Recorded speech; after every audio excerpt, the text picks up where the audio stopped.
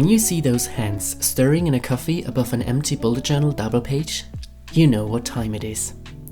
So welcome to a new Plan With Me video, where I create my bullet journal spreads for April 2025. You might have already seen from the thumbnail or the title of this video that this month is sun themed. When I make a theme for April, I always like to make a weather related theme.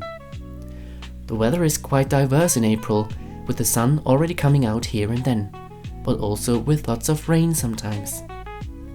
I do see many rain and cloud related themes when doing some research on Pinterest, but this time I wanted things to be a bit brighter, so I opted for a sun theme.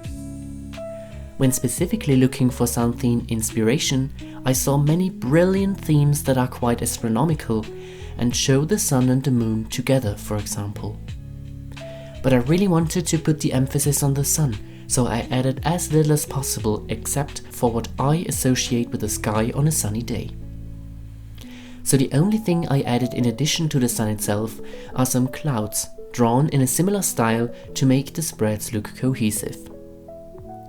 The style itself is quite simple, everything drawn in a monoline style using the Faber-Castell Eco Pigment Fineliner in size 03. But the sun and the clouds look very elegant to me, and I wanted to highlight this elegance by using muted colors like the ochre and the beige aside from the sunny yellow. The exact numbers of the Tombow dual brush pens I used are 062, 990 and 991. Honestly, everyone deserves to have more sunshine in their life, so why not make a theme out of it? On the left, I added a definition instead of a quote which says, apricity, noun, the warmth of the sun in winter. I like that for April, since we still have some icy winds here in Austria, but here and then we also have days where we get to have the warm spring sun all day. So this definition was most fitting, in my humble opinion.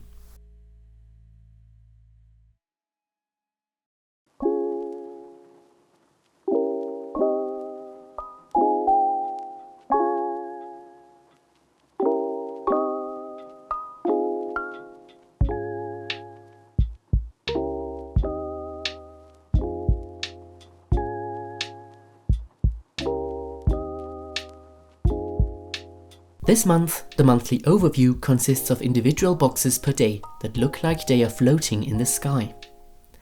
Each square is 4 boxes wide and 4 boxes tall, with 1 box of spacing in between. To the right of the monthly overview, I added a notes section, and on the bottom row, I added a box that is 9 boxes wide to write down my top 3 things I want to accomplish this month. For decoration, I added a sun in the bottom right corner, and some clouds all around the spread. To tie in the colors with the monthly overview, I added the 3 colors alternating to the inner side of the boxes using my Tombow dual brush pens. So it looks like the boxes are actually windows to something shiny behind. While I'm finishing up the monthly overview, I wanted to give you a little life update from me. But before that, how are you guys? How are you doing? What are you up to? I'd love to know, so do not hesitate to tell me in the comments. So, the biggest update probably is that I'm now officially on Eduki. For those who don't know what that is, Eduki is a platform by teachers for teachers to share educational material, worksheets and interactives. By the way, this video is not sponsored or anything, I'm just telling you what it is. And one thing that is shared there as well are clip arts that other teachers can use to create their own educational material. This is where I come in. Since I really love drawing, I thought, why not creating clip arts for others to use on their material? I think my drawing style fits quite well with the material used in, for example, primary school, so it's definitely worth a try. You might ask yourself how I come up with clip art ideas when I'm not a teacher. Well, there are curricula publicly available telling you what is taught in, for example, science. And as soon as I know that, I can create clip art bundles tailored for these topics. For example, metamorphosis and the change in nature is one topic that is discussed. An example for that would be the life cycle of an apple. And so what I can do is draw this life cycle with apple seeds, a sprout, an apple tree, its blossoms, etc. So teachers can use these images to create educational material out of it. For me, it's like a win-win situation. Teachers get nice clip arts for their material, and I get to help others with my drawings. I love it.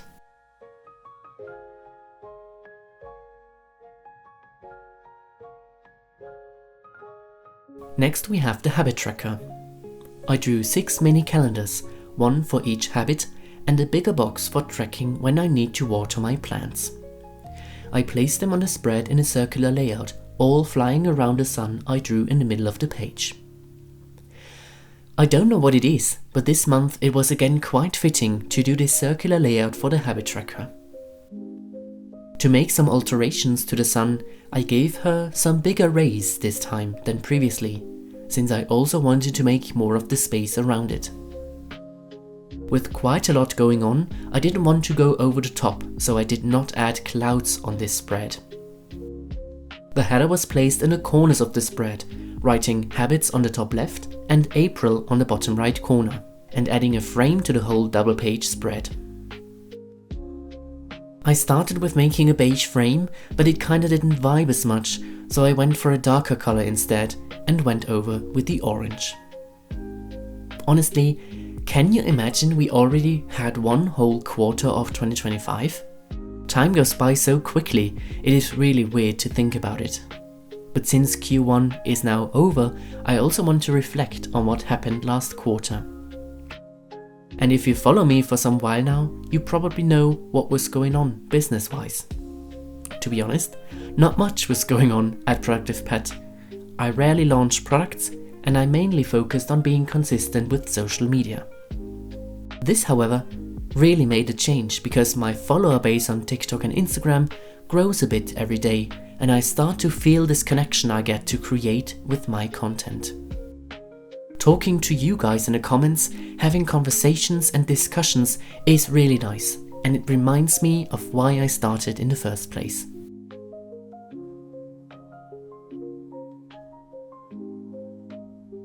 Now we come to the last spread I create in this video, which is the weekly spread for the first week of April.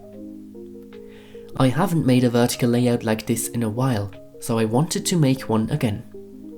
This time I used boxes as for the monthly overview, but here they look like they are standing on clouds, which I think is really fun. When making the clouds, I didn't realize that I went higher and higher with the position of them, so they are not on the same line, but it doesn't really matter. I wrote the day of the month on the bottom with my Funnosuke hard tip brush pen, and even though the numbers start to overlap with the clouds, I think you can still read them very nicely. On the top of the left page I added a sun, and on the top right I wrote a little quote by Helen Keller that says, "Keep your face to the sun and you will never see the shadows." While finishing up the weekly spread, adding the decorations and colors, I wanted to talk to you about my YouTube journey. If you've seen my previous video, you know that I want to become more consistent with uploading here on YouTube. And honestly, it goes quite well right now, and I hope I can keep my schedule like this, maybe even uploading more in the future. But for that, I need content. So if you guys want to see something in particular, please let me know in the comments. I thought about doing a 24-hour draw-a-thon, where I draw for 24 hours straight. What do you think about that?